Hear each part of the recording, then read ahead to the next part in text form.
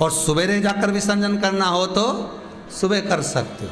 अगर पास में नदी हो, तालाब हो, कुंड हो, सरोवर हो, बावड़ी हो, वहाँ कर लो। और अगर नहीं है तो एक बाल्टी में जल भरो साफ और उसमें विसर्जन कर दो, और उस पानी को गमले में कहीं ले जाकर वृक्ष के नीचे डाल दीजिए, विसर्जन हो जाएगा। पर करो पूजन शिव की, बहुत जरूरी। स्पर्श मात्र शंकर का, मात्र स्पर्श शिव का। अब एक प्रश्न और खड़ा हो जाता है, महाराज जी शिवलिंग कितना बड़ा बना है? अब कितनी बार कहा, एक इस हाथ को जमीन पर रख के देख लो, थाली में रख के देख लो कि अंगूठे को खड़ा करो, हाथ को रख के देख लो। अब बस इसी अंगुष्ठ के बराबर में जलाधारी शिवलिंग सब इसी के अनुकूल होना चाहिए, इससे बड़ा नहीं। अब तुम फैशन में बढ़ा लो, तुम्हारी मर्जी है, तुम जितना बड़ा बनाना हो तुम्हारा मन। अब आगे तुम्हारा मन भी तो होना चाहिए ना भाई, हमारा तो मन, हम तो इतनी सारी मिट्टी का ला, तो हम सबका बनाएंगे तो बना लो, मन तुम्हारा।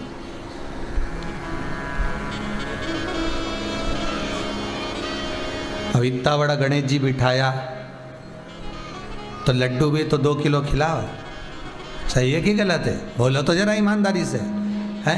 अब घर में इतने सारे देवता बैठे, शंकर जी, राम जी, हनुमान जी, गणेश जी, कुल देवी, कुल देवता, पितर जी, तो संतोषी माता, तो ये माता, तो वो पिता, ढेर सारे भगवान मंदिर के अंदर। मंदिर इतना सा, देवता इतने, सब खसक खसक के बैठे हैं। एक भी देवता को ड्रेस पहना दो तो दूसरे पे जाके टिक जाए। अब इतने देवता, अब इतने सारे देवता को अब भोजन कितना खिलाया तुमने? ईमानदारी से बोलना। शंकर जी, हनुमान जी, पार्वती जी, गणेश जी, दाई सूंड का गणेश, बाई सूंड का गणेश, फिर लक्ष्मी जी, फिर इसके बाद में लड्डू गोपाल जी, फिर ठाकुर जी, फिर राधा जी, फिर कृष्ण जी, फिर संतोषी माता, फिर घूमने गई थी तो बद्रीनाथ जी से बद्रीनाथ जी लाई थी, रामेश्वर गई थी तो वहाँ से रामेश्वर जी लाई थी, फिर जगन्नाथ जी गई तो वहाँ से जगन्नाथ जी लाई, फिर द्वारका गई वहाँ से द्वारका जी लाई, फिर सीओर आई तो उज्जैन चली गई, वहां से महाकाल जी लाई। अब इतना सारा देवता और इतनी सी शक्कर, इतनी सी शक्कर, और इतनी समझदार बन के बढ़िया पल्लू वल्लू डाल के इतनी सी शक्कर लेके आई और भगवान के सामने रख के, जय जगदीश हरे, खाओ। अब गणेश जी भगवान शंकर से बोले हम खाएंगे, हनुमान जी बोले हम खाएं, राम जी के हम खाएं। सब देवता आपस में झगड़ा करे तो देवताओं ने भी सोच लिया इसने अपने को खाने के चक्कर में किचकिच कराई, अब जे किचन में जाए तो अपन भी किचकिच करा। तो ये किचन में पहुंची और सास के साथ जो किचकिच चालू हुई तो सास भी सोचे हमारी तो ना जाने क्या है ऐसा हमारे घर में, समझ में नहीं आए गुरुजी, हम तो कितनी जगह पूछे समझ में नहीं आए कि जरा सी बात के पीछे ऐसा बात बिगड़े तो सब झगड़ा हो जाए। तो उनसे कह दो शक्कर कम है, थोड़ा आइटम तो बड़ा। देवता इतने शक्कर इतनी से कितनी खाए से कितनी। हमारे यहाँ सब कुछ है गुरुजी, पर शांति नहीं तो शांति हो कहाँ से? भगवान को तुम लोग बेवकूफ़ बनाओ। अगर रखो, साधो, पूजन करो, साध्य बनाओ, भगवान की आराधना कर रहे हो, दिल से कर रहे हो, तो फिर भगवान के साथ कपट क्यों कर रहे हो? पति की थाली अलग, पत्नी की अलग, जेठानी अलग, बड़ा छोरा अलग, बड़ी छोरी अलग, और भगवान इतना सारा एक।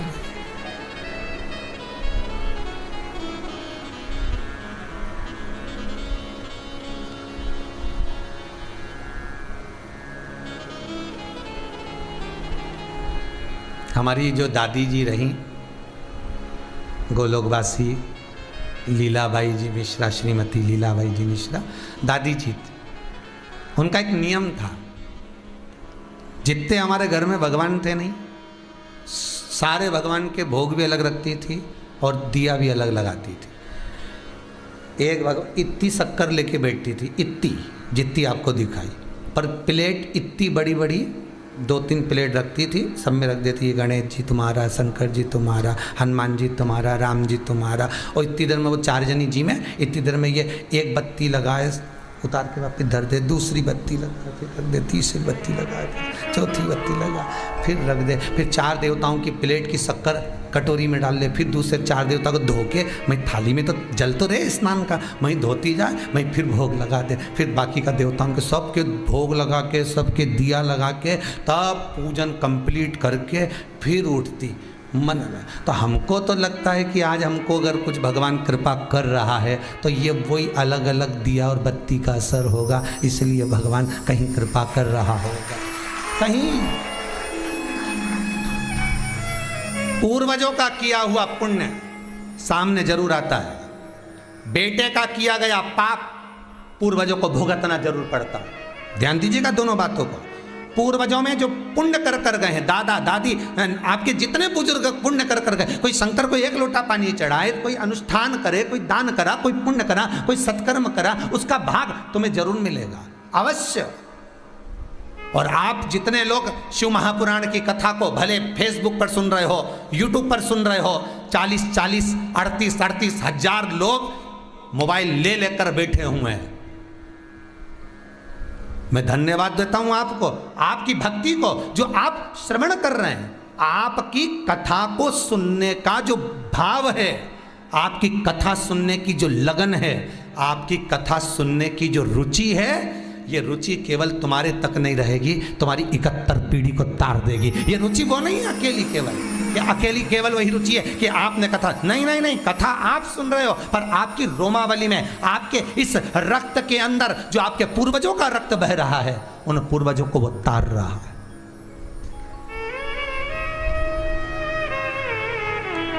वो तार रहा है।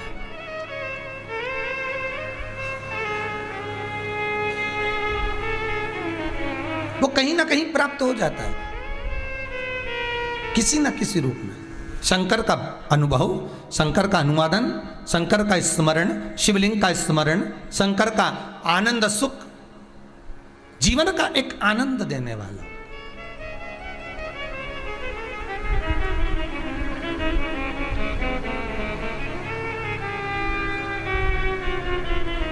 एक बार गोलोक धाम में भगवान कृष्ण, राधा दोनों विराजमान थे।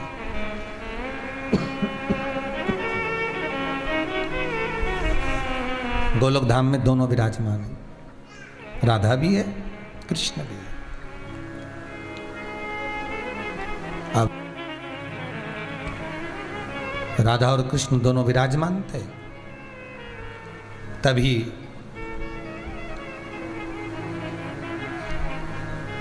अच्छा, आप लोगों को कभी कभी ऐसा महसूस होता हो कि राधा कृष्ण का तो ये द्वापर में अवतार हुआ, यही राधा कृष्ण।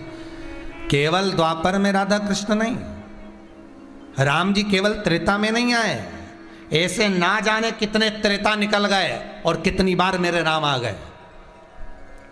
ना जाने कितनी बार सतयुग निकल गया, ना जाने कितनी बार द्वापर निकल गया, ना जाने कितनी बार कलयुग निकल गया, और अपने जैसे ना जाने कितनी बार आ चुके। कई बार सतयुग आया है, कई बार द्वापर आया है, कई बार त्रेता आया है, कई बार कलयुग आया। ये पृथ्वी कई बार नष्ट हो गई, पानी में डूब गई, चारों तरफ हाहाकार मच गया, सब दूर त्राही त्राही मच गई। कल आपको देवप्रयाग का वर्णन किया था, जहां पर भागीरथी और अलकनंदा का संगम है। उसको देवप्रयाग क्यों कहते हैं, उसका कारण क्या है? स्कंद पुराण में कहा गया, जब बारंबार सृष्टि जब पूर्ण तरह से जल में मग्न हो जाती है, संपूर्ण पृथ्वी जब नष्ट हो जाती है, तो देवता भी सोचते हैं, विचारते हैं कि हमें कहाँ जाकर रहना है। तो ये भागीरथी और अलकनंदा का जो संगम है, संगम की जो धार बहती है, जहां पर आप कभी दर्शन करेंगे देवप्रयाग का, तो वहां जो संगम की धार बह रही है, भागीरथी का जल अलग दिखेगा आपको और अलकनंदा का जल अलग दिखा। तो इस संगम की धार का जहां मिलन हुआ है, उस धार का स्थान देवप्रयाग में ये 33 कोटि देवताओं के विश्राम का स्थल रहा था। कई लोग तो जाते हैं बद्रीनाथ, केदारनाथ, यमुनोत्री, गंगोत्री, तो देवप्रयाग गाड़ी निकल कर चली जाती, बस पढ़ लेते हैं देवप्रयाग में। पर देवप्रयाग में रुकने का उनका मन, रुको और 50 बार गाड़ी वाले से बोला हमको रुकना है, यहाँ दर्शन करना है, प्रणाम करना है, नमन करना है इस भूमि पर, जिस भूमि पर संपूर्ण जब सतयुग, त्रेता, द्वापर, कलयुग जब संपूर्ण नष्ट हो जाता है, जब संपूर्ण चला जाता है, उसके बाद जब सृष्टि को पानी में डुबाया जाता है, तब केवल यह देवप्रयाग की एक भूमि ऐसी होती है जहां 33 कोटि देवता वापिस इस सृष्टि का निर्माण करने के लिए ब्रह्मा जी को उत्सुक करते हैं, ब्रह्मा जी को अग्रण्य करते हैं।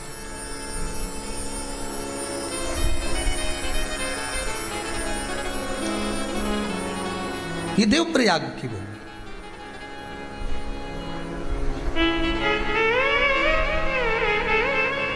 सहज नहीं है महाराज। एक बार भगवान कृष्ण राधा जी के साथ में गौलोक धाम में बैठे हैं, और गौलोक धाम में राधा कृष्ण केवल यही नहीं है, ऐसे कई राधा कृष्ण, कई बार भगवान मेरे राधा और कृष्ण का कई बार द्वापर में अवतार हो चुका, कई बार मेरे भगवान आ चुके। गौलोक धाम में राधा कृष्ण विराजमान थे। पूर्णिमा का दिन था, कार्तिक की पूर्णिमा।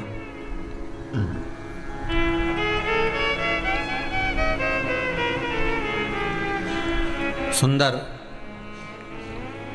राधा उत्सव चल रहा था, खूब सुंदर उत्सव चल रहा है। कार्तिक की पूर्णिमा है और जब उत्सव चल रहा है वहाँ पर सारे देवताओं को आमंत्रित करा गया। 33 कोटि देवता आकर विराजमान हुए। 33 कोटि देवता जब आकर विराजमान होते हैं, 33 कोटि देवता जब वहाँ आ जाते हैं, सिंहासनों पर जाकर बैठ जाते हैं, विराजमान हो जाते हैं, तब माता सरस्वती से कहा जाता है कि आप अपने स्वर को लगाइए और कुछ मनोरंजन का आनंद कराइए, आप गायन करिए।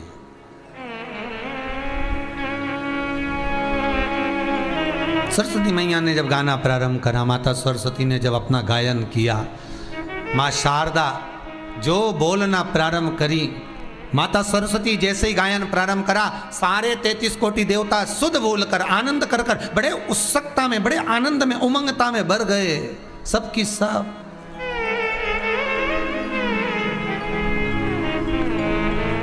सब भर गए। और जब सब आनंद में भर गए, सरस्वती मैया ने जब गायन बंद करा, सरस्वती मैया ने जब भजन गाना, गायन करना, वीणा बजाना जब बंद किया, तो बंद करते ही सारे देवताओं ने सरस्वती मैया को कुछ न कुछ दिया।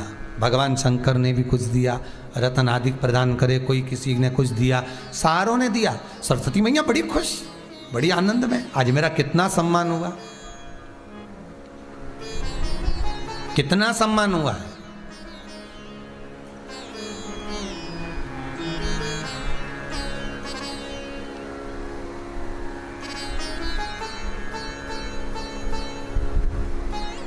अब इतना सम्मान सरस्वती माँ का हुआ है, इतना आदर माता सरस्वती का हुआ है, सारे देवता बैठे थे। उसमें से देव ऋषि नारद ने एक बात शंकर जी को कह दी।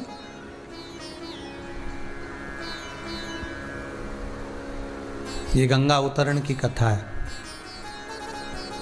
गंगा शिव महापुराण चल रही है।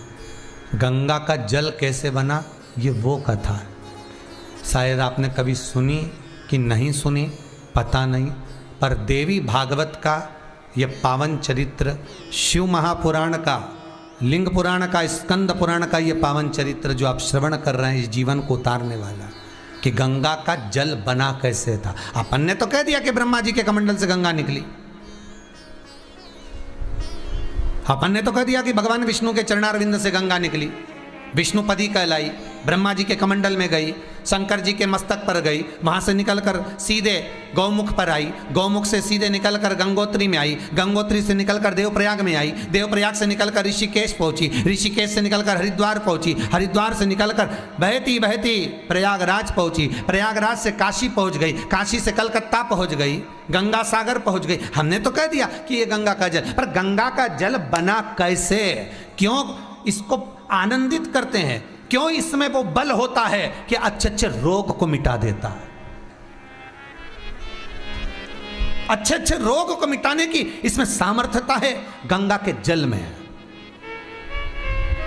जब विदेशी जब भारत पर इन अंग्रेजों का जो भाव था, रह रहे थे, आक्रमण कर रखा था, ये अंग्रेज जब अपने देश जाते थे तो कोई दूसरा जल भरकर नहीं ले जाते थे। 15-15, 20-20 दिन का सफर करना रहता था तो गंगा का जल भरकर ले जाते थे। कोई पूछते थे कि गंगा का जल क्यों ले जा रहे हो, तो कहा ये 20 दिन तक भी खराब नहीं हो, 1 महीने तक भी खराब नहीं हो। और वहाँ से जब जल लेकर आते थे अपने देश से तो वो 2 दिन में कीड़े पड़ जाते थे, सड़ जाता था, बॉटल में बदबू आने लगती थी, गंध आने लगती थी। जैसे गीले कपड़े नहीं होते, उस गीले कपड़े में कैसी बदबू आती है, वैसा ही पानी में गंध आने लगती थी। किसी भी नदी का जल भर कर रखोगे उसमें कीड़ा पड़ सकता है, वो काला पड़ सकता है, पर गंगा जल में वो तत्व छुपा हुआ है, गंगा जल में वो आनंद छुपा हुआ है कि गंगा का जल कितने भी समय भर कर रखना, कितने भी समय तक रखना, सालों साल तक रखना, पर जब निकलेगा तब गंगा का जल निर्मल निकलेगा, ना कीड़ा होगा ना उसमें कुछ मिलने वाला, बस वो निर्मलता ही देगा, सुखता ही देगा।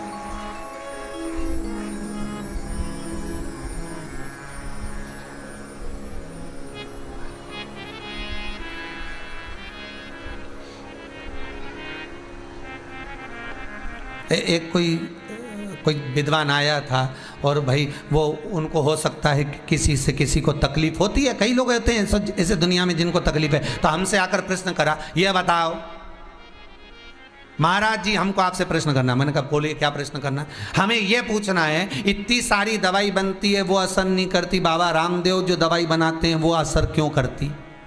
हमने कहा बड़ा भारी प्रश्न किया तुमने दादा।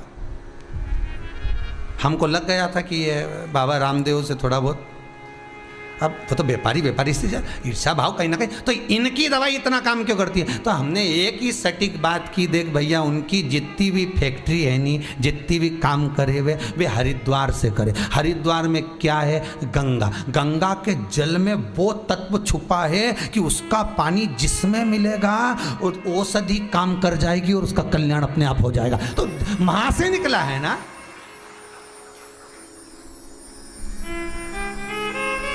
जल भी तो देखो कौन सा मिलाया जा रहा है, अगर कुछ मिलाया भी होगा तो थोड़ा बहुत तो जल, अगर किसी पत्ती को धोया होगा तो गंगा के जल में धोया होगा, किसी जड़ी को धोया होगा तो गंगा के जल में धोया होगा, किसी पदार्थ को धोया होगा तो गंगा के जल में धोया होगा। गंगा के जल में जो चीज डाल दी वो अमर तत्व देती है, अमर तत्वता रहती है।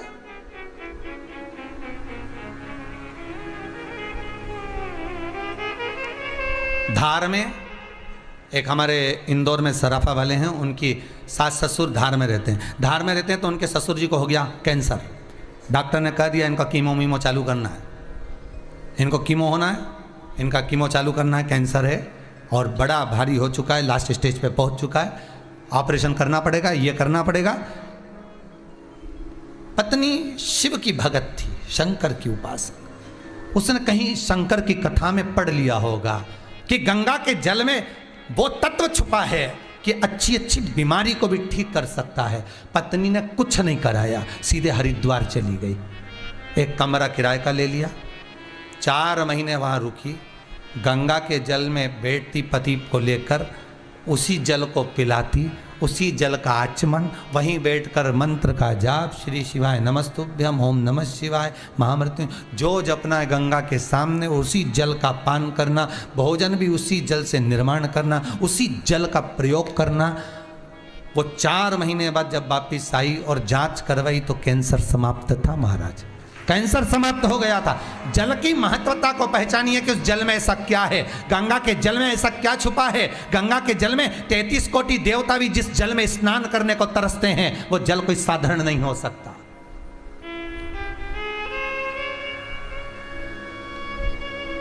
गंगा का जल तो निर्माल्य है ना। निर्माल्य का मतलब जानते हो? भगवान पे चढ़ा हुआ फूल जो उतर जाता है वो क्या कहलाता है? निर्माल्य। जो भगवान से उतर गया वो निर्माल्य। तो गंगा का जल तो निर्माल्य है, शंकर की जटा में से निकल रहा है, शिव पर से चढ़ के निकल रहा है। जब शंकर जी पे से उतर कर निकल रहा है, शिव पे से चढ़ के निकल रहा है, तो फिर उसको तो भगवान राम को स्नान नहीं कराना चाहिए, फिर भगवान कृष्ण को नहीं नहलाना चाहिए, फिर देवी देवता को नहीं नहलाना चाहिए। पर 33 कोटि देवी देवताओं को गंगा के जल से प्राण प्रतिष्ठा का समय हो, चाहे अभिषेक हो, चाहे अनुष्ठान हो, 33 कोटि देवी देवता को गंगा के जल से स्नान कराया जाता है, गंगा के जल से नहलाया जाता है। क्यों? भले निर्माल्य हो, पर गंगा का जल वो आनंद है क्योंकि 33 कोटि देवताओं के आनंद सुख से प्रकट हुआ है। ये देवी भागवत का प्रसंग है। राधा और कृष्ण बैठे हुए हैं अपने गौलोक धाम में। ये केवल अभी की कथा नहीं, कई द्वापर की पहले की, कई सतयुग, कई निकल गए त्रेता, कई द्वापर निकल गए। उस समय राधा कृष्ण अपने गौलोक में विराजमान थे और उस समय पर 33 कोटि देवता बैठे राधा उत्सव का आनंद ले रहे थे। तभी उसी समय पर सरस्वती ने गायन किया। गायन किया, सबने सब कुछ दिया सरस्वती को। देवर्षि नारद तो नारद थे, देवर्षि नारद जी ने कह दिया, कितना सुंदर गाती है सरस्वती, कितना सुंदर। 4-5 गाने वाले बैठे हों, या 4-5 विद्वान पंडित बैठे हों, या 4-5 अच्छे सुनार बैठे हों, या 4-5 अच्छे कपड़े सिलने वाले बैठे हों, या 4-5 समझ जाओ कटिंग करने वाले खवासदा बैठे हों, 4-5 अच्छे विद्वान कोई भी बैठा और उनके सामने तुम एक की तारीफ कर दो ना, दूसरे का मुंडा उतर जाए। मतलब हमें तो कटिंग करना ही नहीं आती, मतलब हमें तो कुर्ता ही सिलना नहीं आता, मतलब हमको तो गाना ही नहीं आता, यही गवैया आया।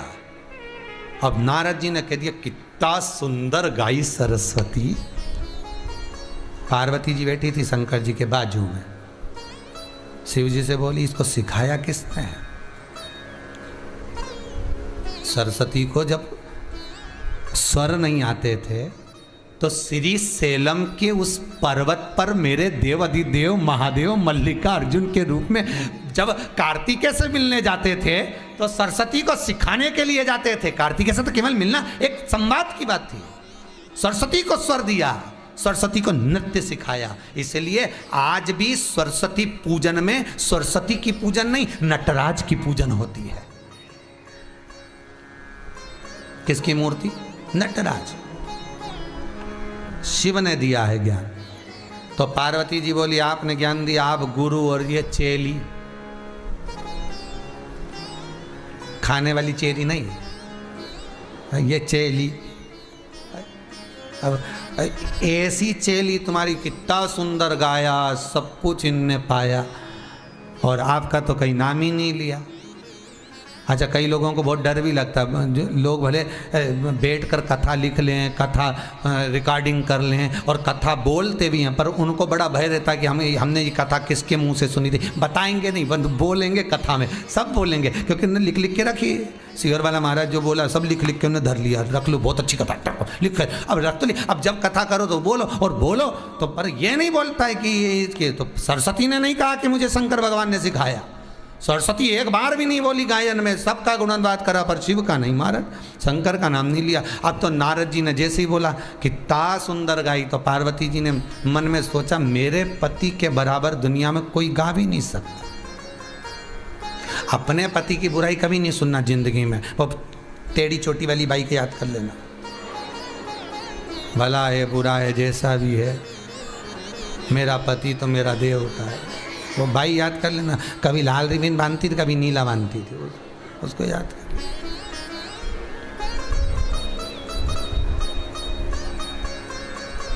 पति की बुराई नहीं सुनना हो,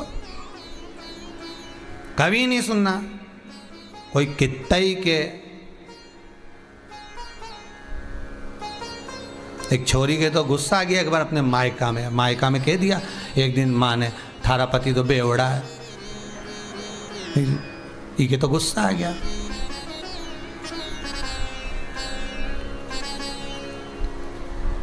और गुस्सा में जाने कह दिया हमारा बापू भी तो बेवड़ा है। अब बोले अब क्रोध, दोनों सास और बहू झगड़ी। क्यों? वो अपने पति की बुराई नहीं सुन सकती थी, तो ये अपने पति की बुराई नहीं सुन सकती। धर्म पत्नी है। मायके जब जब जाना, सावन का महीना आ रहा है, अच्छे से जाना, पति की कभी बुराई करके मत आना, मान सम्मान बना कर आना। बहुत बढ़िया साहब। वो तो जब से शिव पुराण सुनी रिया है तो और जोरदार हो ही गया, और जोरदार। वो के बराबर तो कोई नहीं है। बहुत बढ़िया।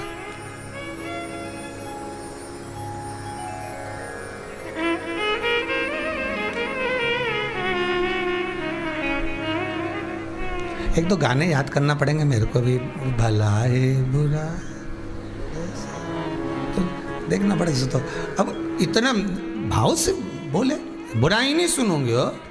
पार्वती जी ने शिव जी से कहा, भोलेनाथ जी से, बाबा मेरा ओघड़दानी, मेरा त्रिकालदर्शी कैलाशी शिव, मैंने कभी नहीं सुना आपके मुख से गायन और आपका नृत्य नहीं देखा। शंकर भगवान मन में सोचे मेरा नृत्य देखेगी तो ये सब भग जाएंगे जितने बैठे। जितने 33 कोटि देवता कुर्सी लगा के बैठे थे सिंहासनों पे, एक नहीं दिखेगा। एक पांव पटके तो इधर का गया, इधर पटका तो इधर का गया। शिव जी बोले नृत्य तो नहीं दिखाऊंगा, पर गायन की बात है तो गाऊंगा। शंकर भगवान ने उठाया डमरू, और जो भोलेनाथ जी ने डमरू बजाया, जो डमरू बजाया, धीमा बजाओ भोलानाथ डमरू, धीमा बजाओ, धीमा बजाओ भोलानाथ